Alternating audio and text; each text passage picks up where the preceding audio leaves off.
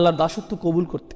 ইতাআত, দাসত্ব পুরোপুরি মেনে নিতে হবে। যদি এমন হয় যে আপনাকে আল্লাহর দাসত্ব মেনে নিতে হচ্ছে, সাথে অন্য কোনো কিছুর দাসত্ব মেনে নিতে হচ্ছে, তাহলে আল্লাহর দাসত্ব আপনাকে প্রথমে কবুল করতে হবে। আপনি আল্লাহর সৃষ্ট কোনো কিছুর কথা মেনে নিতে পারবেন যদি আপনি একই সাথে আল্লাহর দাসত্ব মেনে নেন। অন্যভাবে বললে, আপনি যদি আল্লাহর কোনো সৃষ্টির কথা মেনে নেন কিন্তু একই সময় আল্লাহর অবাধ্যতা করেন, তাহলে আপনি আর আল্লাহর বান্দা হিসেবে গণ্য হবেন না, কারণ আপনি ইতোমধ্যে শিরক করে ফেলেছেন।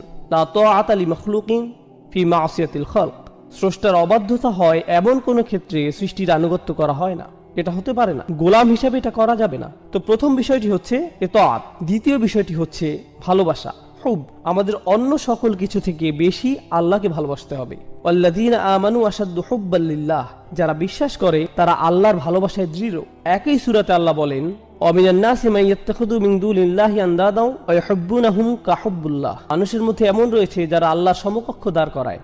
তারা তাদের এমনভাবে ভালোবাসে যেভাবে আল্লাহকে ভালোবাসে। কিন্তু যারা বিশ্বাস করে তারা আল্লাহর ভালোবাসায় দৃঢ় থাকে। অন্যভাবে বললে, আমাদের ভালোবাসা আছে আমাদের পিতামাতার প্রতি, ভাই বন্ধু, সন্তান সন্ততি, জীবনসঙ্গী, ধন সম্পদ ইত্যাদি সকল কিছুর প্রতি, কিন্তু এগুলো কোনোটাই আল্লাহর ভালোবাসার ঊর্ধ্বে নয়। সকল ভালোবাসাই থাকে আল্লাহর প্রতি ভালোবাসার অধীন।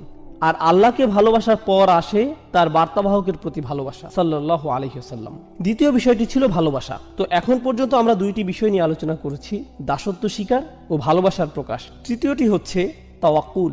সৃষ্টিকর্তার উপর আমাদের ভরসা রাখতে হবে। নিজেকে যখন আমি তার দাস হিসেবে স্বীকার করে নিয়েছি এবং তাকে যখন স্রষ্টা হিসেবে কবুল করে নিয়েছি, তখন তিনি যাই আদেশ নির্দেশ আমার প্রতি করুক না কেন, ভরসা রাখতে হবে যে সে সকলগুলো অবশ্যই আমার জন্য উত্তম। যে অবস্থাতেই তিনি আমাকে নিপতিত করুন না কেন, তার উপর ভরসা রাখতে হবে। ভরসা রাখতে হবে যে যদি আমি তার কথা মেনে নেই, তাহলে তার কোনো আদেশ আর আমার জন্য যত কঠিনই হোক না কেন, সেটাই উত্তম পন্থা। ইউরিদুল্লাহু আন ইউখাফফিফা আনকুম। আল্লাহ তোমাদের জীবন সহজ করতে চান, তোমাদের বোঝা হালকা করতে চান। আমরা ভাবি যে আল্লাহর কথা মেনে নিলে জীবন কঠিন হবে, আর তার অবাধ্য হলে জীবন সহজ হয়। আমাদের অনেক সময় এমন হয় যে আমরা চিন্তা করি, আহা, সবকিছুই শুধু হারাম, এত কঠিন, ইসলাম খুবই কঠিন। আল্লাহ বলছেন, না, আমি আসলে তোমাদের ইসলাম দিয়েছি যাতে তোমাদের জীবন সহজ হয়। আর আমাদের অবশ্যই বিশ্বাস করতে হবে যে এটা সত্য। আল্লাহর উপর আমাদের ভরসা রাখতে হবে, তাওয়াক্কুল থাকতে হবে। তো আমাদের হলো দাসত্ব, ভালোবাসা এবং ভরসা। চতুর্থ বিষয়টি হচ্ছে আন্তরিকতা বা অকৃত্রিমতা। যখন আমরা কোনো কিছু করি, বিশেষ করে সেটা যদি ইবাদতের বিষয় হয়, আমাদের সেটা শুধুমাত্র আল্লাহর জন্যই করতে হবে। আপনি আল্লাহর সাথে অন্য কোনো বিষয় একত্র করতে পারবেন না।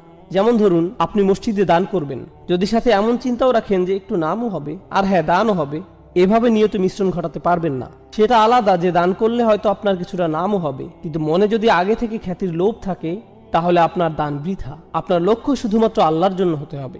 আল্লাহ তার জন্য করা নিয়তে অন্য কারো অংশগ্রহণ করা পছন্দ করেন না, বিন্দু পরিমাণও না। আর তিনি আমাদের থেকে যা চান, ইন্না সলাতি ওয়া নুসুকি ওয়া মাহইয়ায়া ওয়া মামাতি লিল্লাহি রব্বিল আলামিন। এই আন্তরিকতার ব্যাপারে আগের সূরাতে আলোচনা হয়েছে। ফাসাল্লি লিরাব্বিক, তোমার রবের প্রতি আন্তরিকতার সাথে সালাত আদায় করো। আল্লাহর জন্য কোনো কিছু করার ক্ষেত্রে আমাদের নিয়তকে পরিশুদ্ধ করতে হবে। মাঝে মাঝে ধরুন, এটা যদিও একটু বাইরের আলোচনা কিন্তু গুরুত্বপূর্ণ, আমরা বিভিন্নভাবে দিনের জন্য কাজ করি। কেউ হয়তো মসজিদে সরাসরি সেবাদান করে, কেউ হয়তো মসজিদ কমিটিতে কাজ করে, কেউ হয়তো দাওয়াতি কাজ সম্পন্ন করে, কেউ ইসলামী স্কুল পরিচালনা করে, অথবা কেউ ইসলামিক ওয়েবসাইট চালাতে সহায়তা করে। যেটাই হোক, যেভাবেই হোক, আমরা দিনের জন্য করি কোনো না কোনো উপায়। কাজের শুরুতে আমাদের নিয়ত শুধু আল্লাহর জন্যই থাকে, কিন্তু সময় পার হলে আমাদের মনে বিভিন্ন চিন্তার উদ্রেক হয়। আমরা বলি, মানুষ আমার কথাই শুনছেন, আমার এখানে প্রধান হওয়া উচিত, আর আমাদের আমিত্ব বোধ জাগ্রত হয়। মানুষদের অবশ্যই আমার কাজে স্বীকৃতি দিতে হবে। এখন তো কেউ আমার প্রশংসাই করছে না, লোকজন আমার মতের মূল্যায়নই করছে না, আর এতদিন যা কিছু করেছি কিছুই আমলে নিচ্ছে না। এখন বলুন, আমাদের এই কাজ আল্লাহর জন্য নাকি মানুষের স্বীকৃতির জন্য? আর এভাবে আমাদের মনে যা ঘটে সেগুলো কেউই তেমন ভাবে লক্ষ্য করে না, অথচ সময়ের সাথে এভাবেই নিয়ত পরিবর্তিত হতে থাকে। আপনি সততার সাথে আল্লাহর জন্য শুরু করেন হয়তো, কিন্তু সময়ের সাথে আন্তরিকতায় ভাটা পড়ে। আমাদের অবশ্যই ইখলাস বজায় রাখতে হবে, সেই আন্তরিকতা ধরে রাখতে হবে। এখন সর্বশেষ ও সর্বাধিক গুরুত্বপূর্ণ বিষয়টি, যা ইবাদতের সাথে জড়িত, আমরা ইতিমধ্যে 4টি বিষয় নিয়ে আলোচনা করেছি, পঞ্চম বিষয়টি বাকি আছে। সহজ ভাষায় আমি এটাকে বলি দাসত্বের শর্ত। লক্ষ্য করবেন, যখন আপনি কোনো চাকরিতে যোগদান করেন, আপনার কোম্পানি ও আপনার মধ্যে একটা চুক্তি সম্পন্ন হয়। চুক্তিতে বলা থাকে আপনি কোম্পানির জন্য কি কি করবেন এবং কোম্পানি আপনার জন্য কি কি করবে। একইভাবে স্বামী স্ত্রীর মধ্যেও চুক্তিনামা থাকে, আমি তোমার জন্য এগুলো এগুলো করব, তুমি আমার জন্য এগুলো এগুলো করবে। চুক্তিনামা, শর্তের আদান প্রদান। একইভাবে সন্তান এবং মা বাবার মধ্যে অধিকারের বিষয় থাকে, এগুলো আমাদের অধিকার, এগুলো তোমাদের অধিকার। এখানেও আদান প্রদান হচ্ছে। পরস্পর বোঝাপড়া এখানেও দেখা যাচ্ছে। যে কোনো রাষ্ট্র বা সরকারের সাথে সেখানকার জনগণের একই ধরনের বোঝাপড়া হয়। তোমরা এই পরিমাণ কর দিবে, এই আইন কানুনগুলো মেনে চলবে, বিনিময়ে আমরা তোমাদের এই সেবা দিয়ে যাব। স্পষ্ট বিনিময়। সাধারণত এই ধরনের বিনিময়গুলো কিছু আপোষ মীমাংসা বা বোঝাপড়ার মাধ্যমে হয়, অর্থাৎ দুই পক্ষই এগিয়ে আসে, আলাপ আলোচনা করে, শেষে আপোষের মাধ্যমে সমঝোতা হয়। কিন্তু যখন আমরা আল্লাহর বান্দা, তখন এই ধরনের শর্ত বা সমঝোতা কি করে ঘটবে? এগুলো কি আলোচনা বা আপোষ মীমাংসার মাধ্যমে হবে? অবশ্যই না। সকল শর্তই আসমান থেকে আসবে, আপনাকে শুধু মেনে নিতে হবে। অর্থাৎ আপনার কোনো যোগ্যতা নেই যে আপনি নির্ধারণ করবেন আল্লাহর বান্দা হতে হলে কি কি মেনে চলবে আর কি কি মেনে চলবেন না, আল্লাহর উপাসনার জন্য কি কি করবেন আর কি কি করবেন না, আল্লাহকে মেনে চলার জন্য কি করবেন আর কি করবেন না। আপনি নিজে কখনোই নিজের জন্য এগুলো নির্ধারণ করতে পারেন না। এই ব্যাপারে সকল শর্ত, সকল কর্তৃত্ব শুধুই আল্লাহর। আর শুধুমাত্র এভাবেই আপনি আল্লাহর বান্দা হতে পারেন যে এসব শর্তে, এই চুক্তিতে আপনার সামান্যতম অংশও নেই। সকল শর্তই আল্লাহর, কর্তৃত্ব শুধুই আল্লাহর। এবার আসুন, কাফিররাও আল্লাহকে ডাকে, তারাও তাওয়াফ করে, সিজদাও করে, আল্লাহর নাম তারাও ভালোভাবেই স্মরণ করে, প্রায় সবকিছুই করে। কিন্তু সেই শর্তগুলো, সেই চুক্তিনামা, তারা যেটাকে আল্লাহর দাসত্ব বলে, যেটাকে তারা আল্লাহতে বিশ্বাস বলে, সেই বিশ্বাস, দাসত্বের চুক্তিনামা তারা নিজেরাই বানিয়ে নেয়। কিন্তু আল্লাহ বলছেন, তোমরা যদি নিজেদের মন মতো এই শর্তসমূহ বানিয়ে নাও, সেটা গ্রহণযোগ্য না। এগুলো শুধু তখনই গ্রহণ করা হবে যদি তা কেবল আমার পক্ষ থেকেই আসে। আর সেই শর্তসমূহ যা তার থেকে আসে, সেগুলো মূলত তাই যা নবী রাসূলগণ নিয়ে আসেন। তাই এসব শর্তাবলী, এগুলো খুবই গুরুত্বপূর্ণ। আপনাকে একদিন কেউ বলল, জানো, আমি সৃষ্টিকর্তাকে খুবই ভালোবাসি, আমি প্রায়ই তার উপাসনা করি, প্রার্থনা করি। আসলে আপনি করেন না। আপনি করেন না, কেননা আপনি যদি সৃষ্টিকর্তার প্রার্থনা করেন নিজের মন মতো করে, তাহলে কিভাবে আপনি তার গোলাম হবেন? যখন আপনি সৃষ্টিকর্তার প্রার্থনা করবেন এমনভাবে, ঠিক যেমনভাবে তিনি আপনার নিকট আশা করেন, এটাকে সৃষ্টিকর্তার সঠিক উপাসনা বলা যায়। শর্তগুলোর সংজ্ঞা কেবল আল্লাহর পক্ষ থেকেই আসতে পারে। আল্লাহতে বিশ্বাসের অর্থ আসলে কি কি? আল্লাহকে মেনে চলার অর্থ কি? আল্লাহর ইবাদত করার অর্থটাই বাকি। এটি হলো প্রাথমিক আলোচনা। দাসত্বের শর্তসমূহ দুইটি বিষয়। আমি চাই আপনারা ইবাদত শব্দটার আসলে আরবিতে কি বোঝায় সেটা আগে জেনে নিন। কিংবা বলা যায় উবুদিয়্যাহ শব্দটি, যেটি মূলত মাজদার ব্যাকরণ অনুযায়ী, এটি মূলত দুটি বিষয়ের সমন্বয়। এখন আমি যদি শুধুমাত্র যে কোনো একটি আপনাদের সামনে প্রকাশ করি, তাহলে মূল অর্থটি অসম্পূর্ণ থেকে যাবে। মূলত এটি ক্লাসিক্যাল আরবির সামনে ইংরেজি ভাষার একটা সীমাবদ্ধতা। ক্লাসিক্যাল আরবি ভাষা একই সময় বিভিন্ন বৈশিষ্ট্যের প্রকাশ ঘটায়। এখন আমরা যদি কোনো বিষয়ের ক্ষেত্রে পুরোপুরিভাবে অর্থের প্রকাশ না ঘটাই, বাক্যের আংশিক প্রকাশ আমাদের মনে গন্ডগোল বাঁধাতে পারে। তো দুইটি পরিভাষা যা ইবাদত শব্দটির সকল বৈশিষ্ট্য ও গুণাগুণ পরিপূর্ণরূপে প্রকাশ করে, সে দুইটি হলো প্রার্থনা ও দাসত্ব। হ্যাঁ, এই দুটির সমন্বয়, প্রার্থনা ও দাসত্ব। আমরা সাধারণত যে কোনো একটি গ্রহণ করে থাকি, কিন্তু ইংরেজিতে দুইটি সম্পূর্ণ আলাদা শব্দ, যা ক্লাসিক্যাল আরবিতে একটি শব্দে প্রকাশ পায়, ইবাদাহ এবং উবুদিয়্যাহ। তাই যখন আল্লাহ রাসূল সাল্লাল্লাহু আলাইহি ওয়াসাল্লাম বলেন লা আ'বুদু মা তা'বুদুন, এর মানে শুধুমাত্র এই না যে আমি প্রার্থনা করব না, বরং এর মানে এও দাঁড়ায় যে আমি দাসত্ব স্বীকার করব না, আমাকে তোমরা গোলাম বানাতে পারবে না। খুব সংক্ষেপে আমি আপনাদের প্রার্থনা এবং উপাসনা করা এবং দাসত্বের মধ্যকার যে পার্থক্য সেটি দেখিয়ে দিতে চাই। যখন মাগরিব আসলো, আমরা আল্লাহ তাআলাকে স্মরণ করছি, প্রার্থনা করছি। যখন এশার সালাতের সময় আসবে, আমরা আল্লাহর প্রার্থনা করব। কিন্তু এই দুই নামাজের মাঝখানে সময় আমরা কি করি? এই দুই নামাজের মাঝখানে যখন আমরা ছিলাম, এই দুই নামাজের মাঝখানে আমরা ছিলাম আল্লাহর দাস। যখন আপনি ঘুমাচ্ছিলেন তখন আপনি প্রার্থনা করছিলেন না, কিন্তু ঠিকই আপনি ছিলেন তখন আল্লাহর দাস।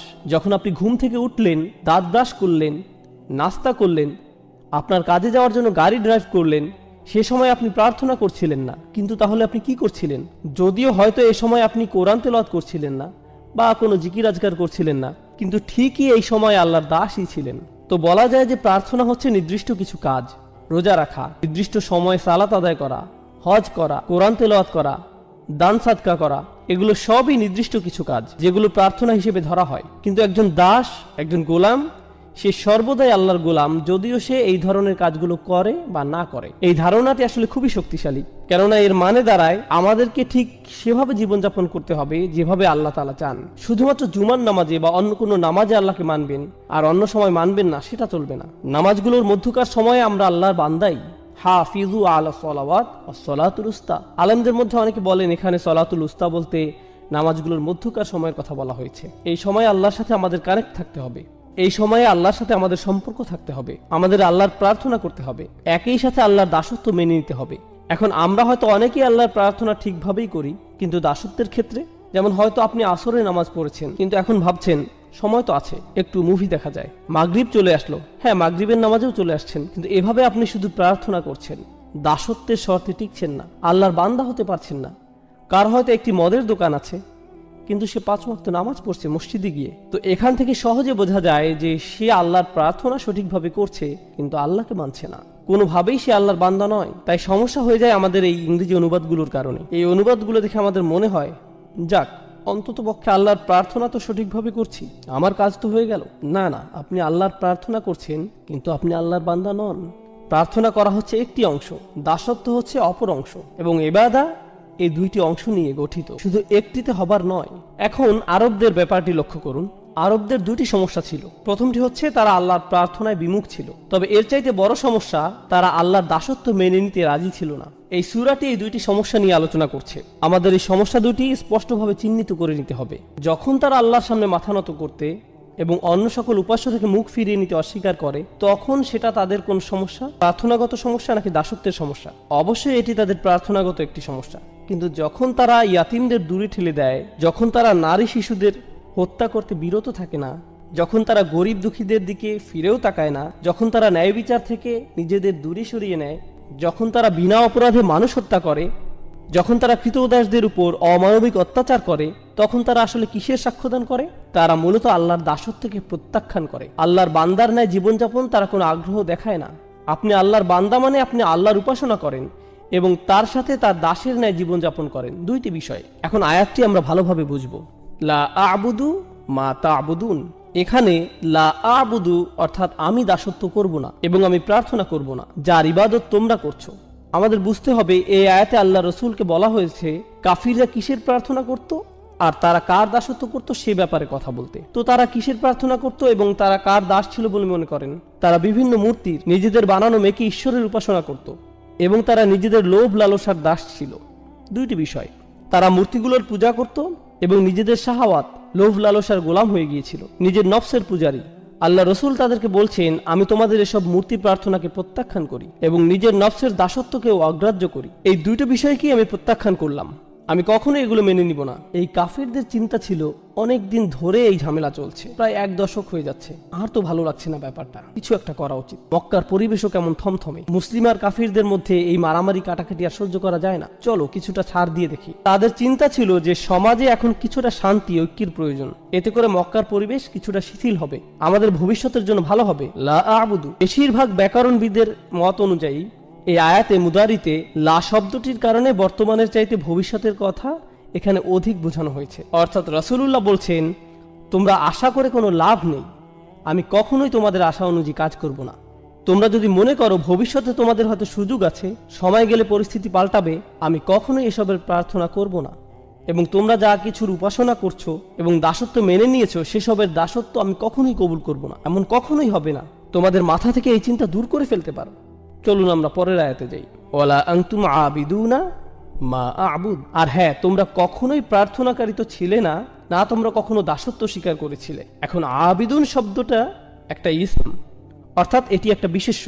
তার মানে এখানে বোঝানো হচ্ছে তোমরা অতীতে কখনোই এবং বর্তমানেও না, আর ভবিষ্যতেও তোমরা কখনো কোনোভাবেই আমি যে সৃষ্টিকর্তার উপাসনা করি তার উপাসনা করবে, বা যে সৃষ্টিকর্তার দাসত্ব আমি করি তার দাসত্ব মেনে নিবে। এটা অতীতে আগে কখনোই হয়নি এবং ভবিষ্যতেও কখনো হওয়ার কোনো সুযোগ নেই। তার মানে বোঝা যাচ্ছে যে এটা শতভাগ নিশ্চিত তারা চিরন্তনভাবে এই কুফুরির উপর বিদ্যমান।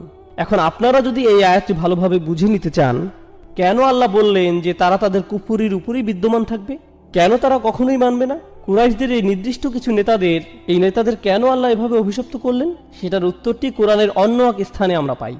আল্লাহ বলেন, আম আবরামু আমরান ফাইন্না মুবরিমুন। খুবই গুরুত্বপূর্ণ একটি আয়াত। এই আয়াতটি বোঝার জন্য আপনাদের খুবই গুরুত্বপূর্ণ একটা শব্দ সম্পর্কে ধারণা নিতে হবে। আরবি শব্দটি হচ্ছে ইব্রম।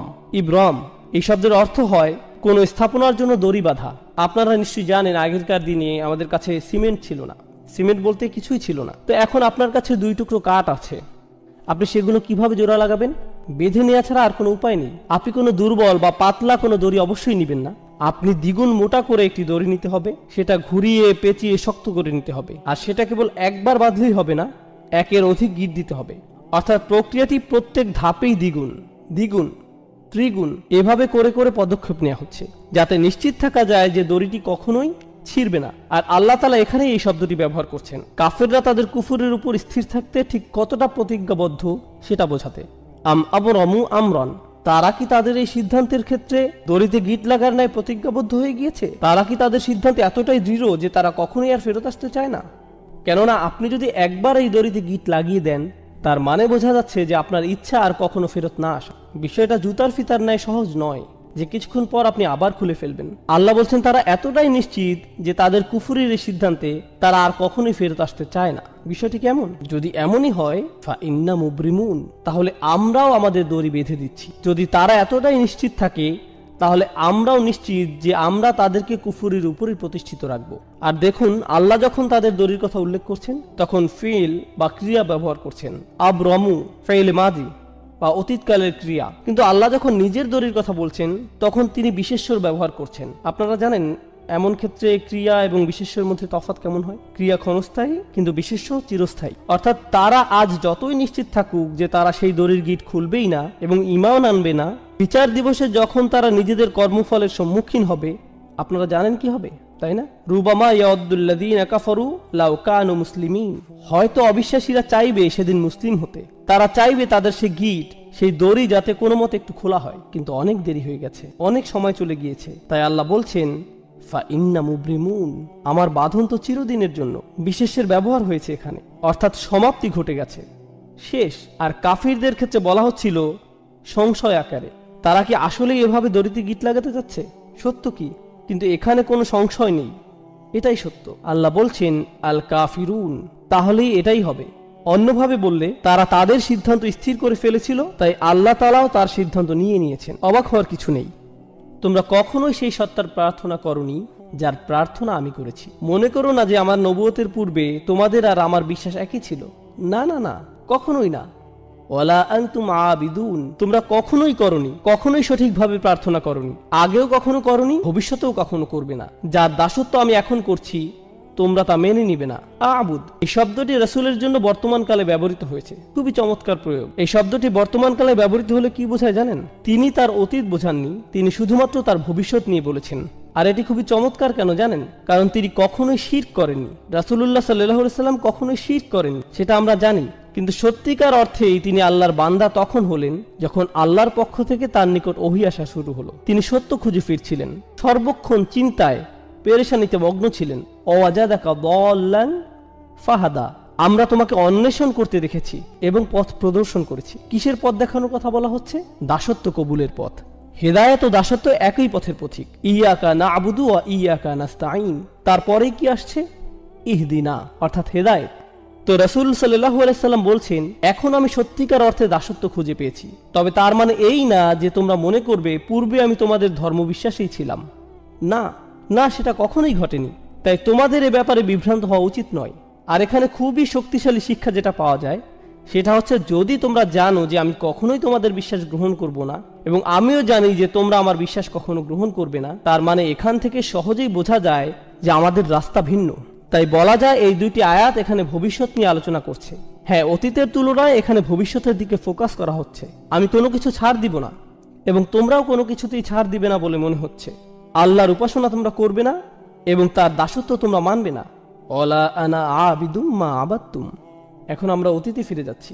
আগের দুইটি আয়াত ছিল ভবিষ্যতের জন্য, এখনকার দুটি আয়াত অতীতের জন্য।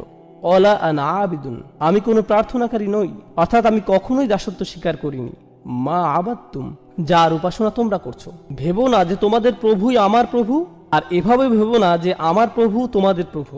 এমনকি আমি পূর্বেও যে প্রভুর প্রার্থনা করতাম সেটাও তোমাদের প্রভু ছিল না। ওহী লাভের পূর্বেও আমি তোমাদের প্রভুর প্রার্থনা করিনি। সে সময় যেসব বিষয়ের মূল্য ছিল না আমার কাছে, তোমরা আশা করছো যে এখন নবুয়তের পরে, ওহী আগমনের পর আমি সেই বিষয়টির মূল্যায়ন করব। তোমরা চাও যে এখন আমি কিছুটা ছাড় দেই। অতীতেও যেখানে আমি কখনো শিরক করিনি, সেখানে এখন ওহী আসার পর এটা তো অসম্ভব। তো এখানে কোনো সুযোগ নেই যে আমি কিছুটা ছাড় দেই। ওয়ালা আনা আবিদুম মা আবাদতুম, যেটার উপাসনা তোমরা করছো সেটা তো আমি প্রথম থেকেই করিনি। এখন এটিকে অতীতের সাথে মিলিয়ে নিন।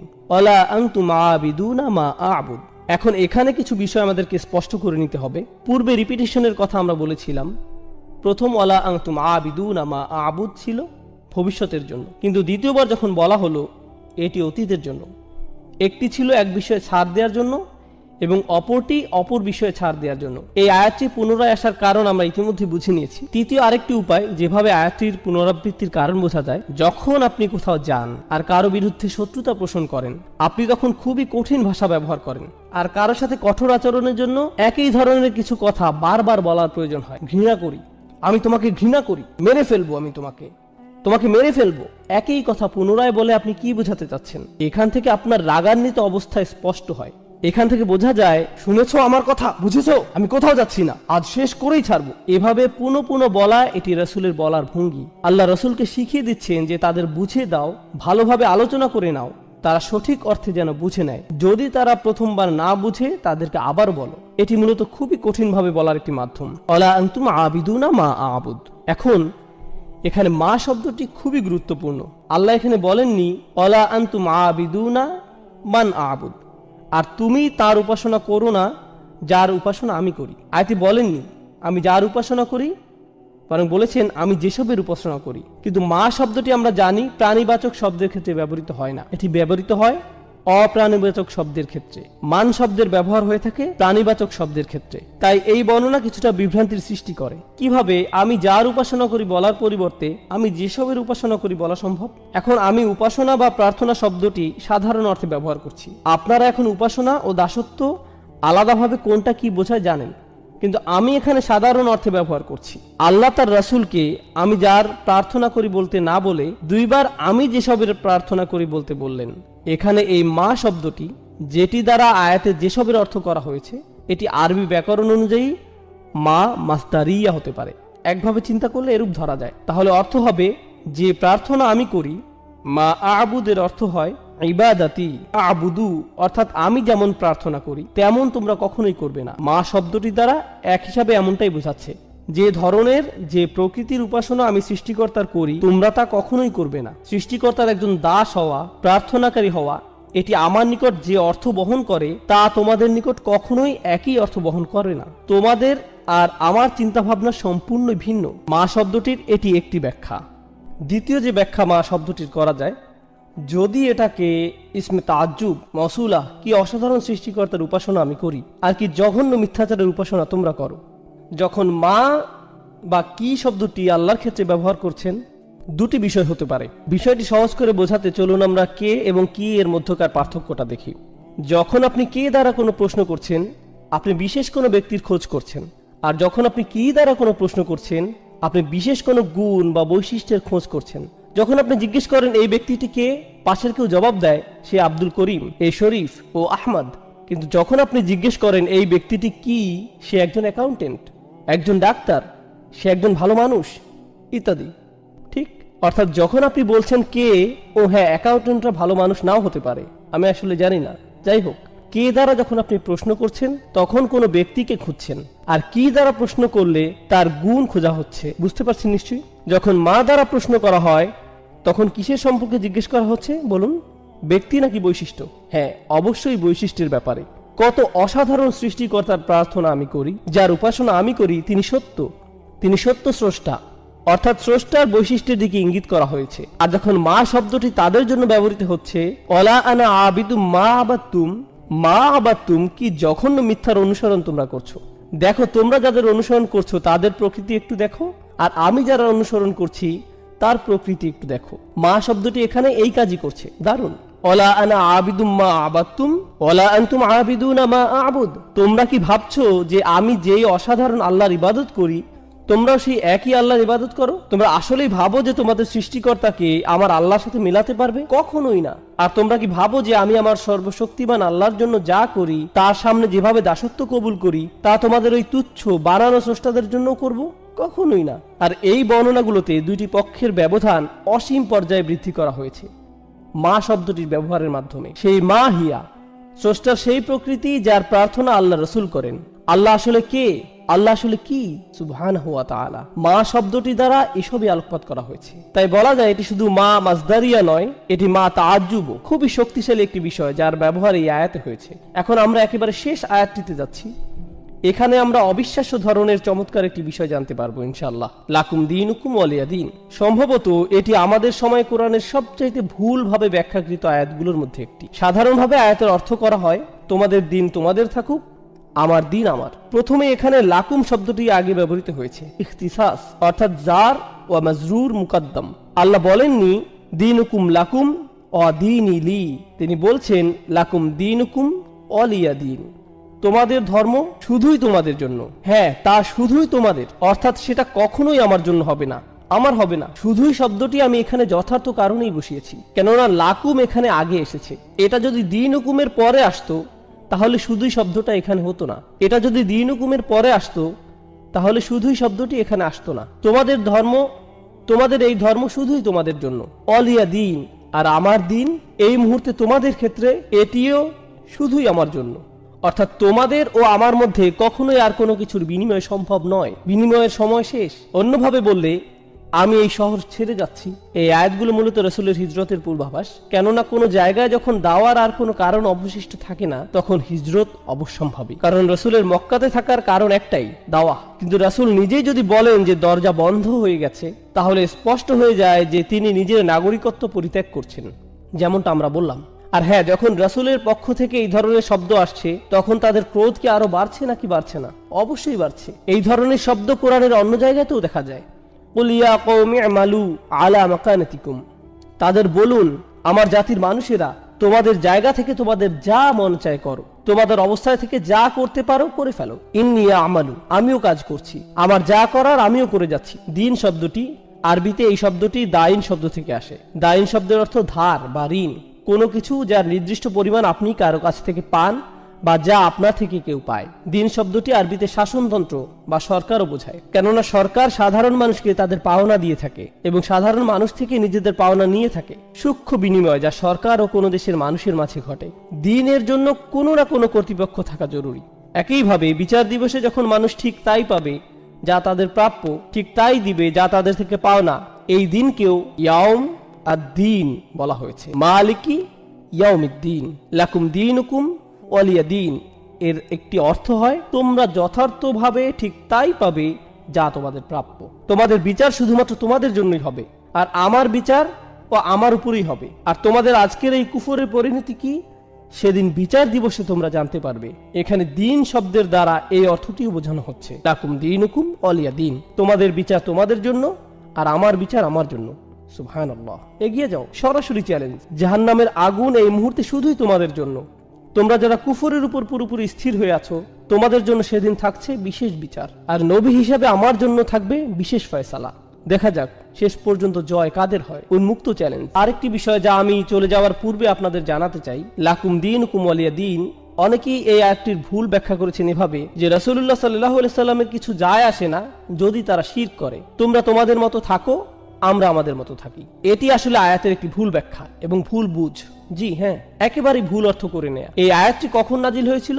প্রায় 1 দশক দাওয়াত দেওয়ার পরে এই আয়াতটি নাজিল হয়। এরপর তাদেরকে বলা হলো তোমাদের যা করার তোমরা করতে থাকো, আর আমি আমার কাজ করতে থাকবো। আর এখন আমরা আর শব্দ দ্বারা সংঘর্ষে যাব না, এখন সংঘর্ষ হবে তরবারি দ্বারা। অর্থাৎ অন্যভাবে বললে এই আয়াতটি সেসব লড়াই বা যুদ্ধের পূর্বাভাস যেগুলো সামনের দিনগুলোতে আসছে। এই লাকুম দীনুকুম ওয়ালিয়া দিন আয়াতে বলতে পারেন কেন আয়াতের শব্দগুলোতে সংঘর্ষের পূর্বাভাস পাওয়া যায়? কারণ এই মুশরিকরা তাদের মূর্তিগুলোকে কোথায় রাখছে? তারা এগুলোকে রাখছে বাইতুল হারামে।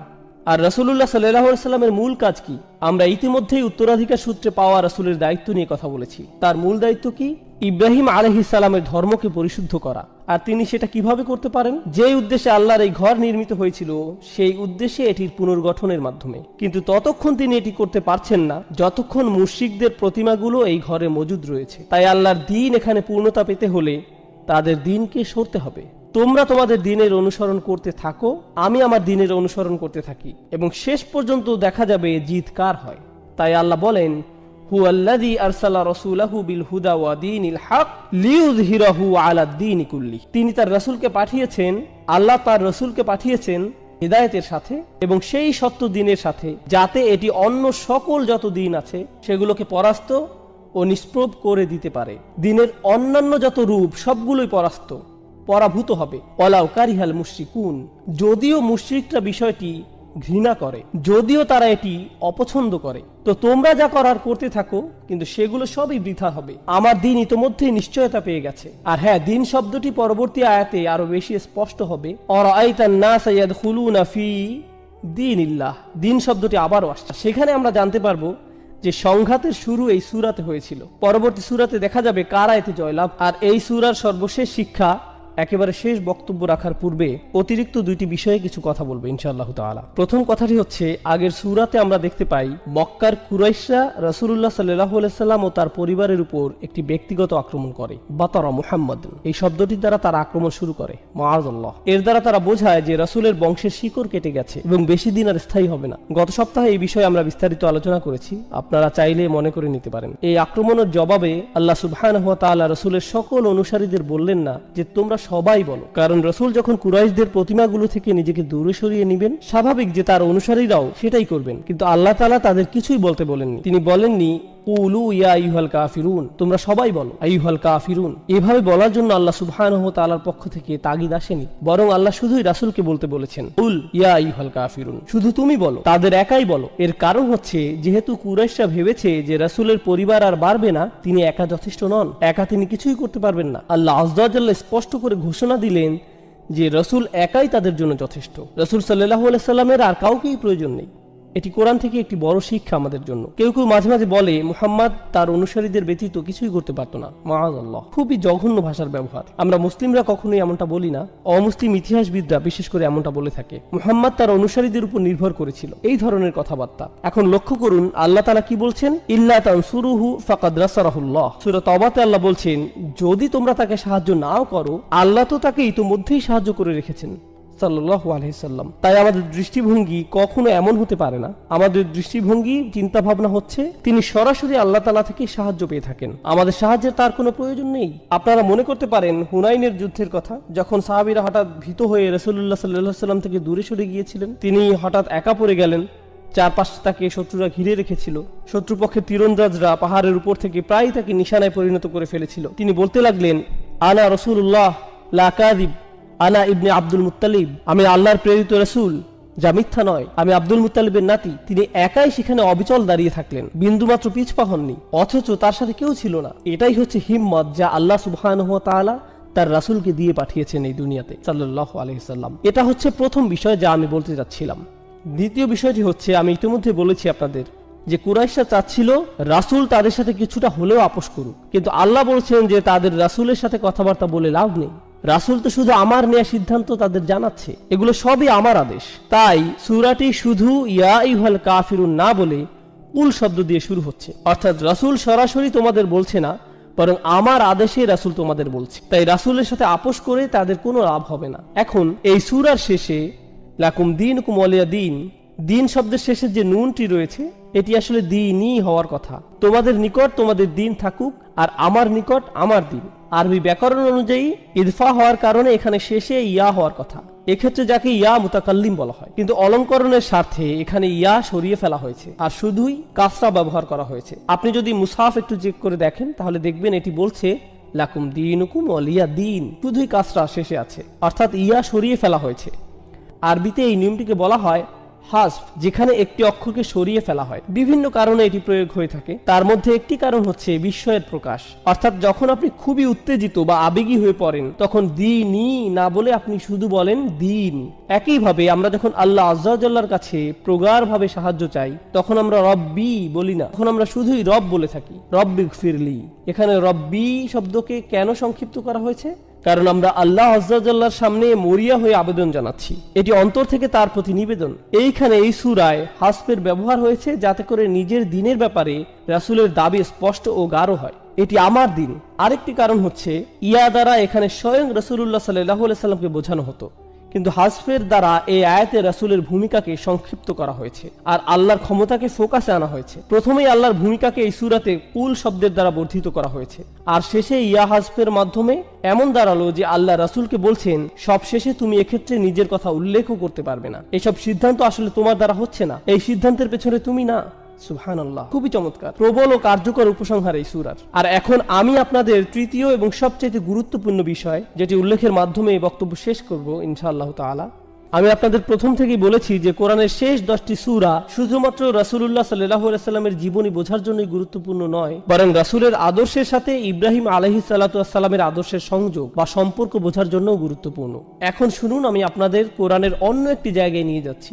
একটি বিশাল আয়াত থেকে আমি কেবল গুটি কয়েক শব্দ অনুবাদ করব। কদ কানাত লাকুম উসওয়াতুন হাসানাতুন ফি ইব্রাহিম, তোমাদের জন্য ইতোমধ্যেই ইব্রাহিমের জীবনীতে চমৎকার আদর্শ রয়েছে। ওয়াল্লাযীনা মাআহু, এবং তাদের মধ্যে যারা তার সাথে রয়েছে। ইয ক্বালু লিকওমিহি, যখন তারা তাদের জাতিকে বলল, ইন্না বুরাউ মিনকুম ওয়া মিম্মা তা'বুদুনা মিন দুনিল্লাহ, আমরা পুরোপুরি ভাবে তোমাদের সাথে সম্পর্ক ছিন্ন করলাম।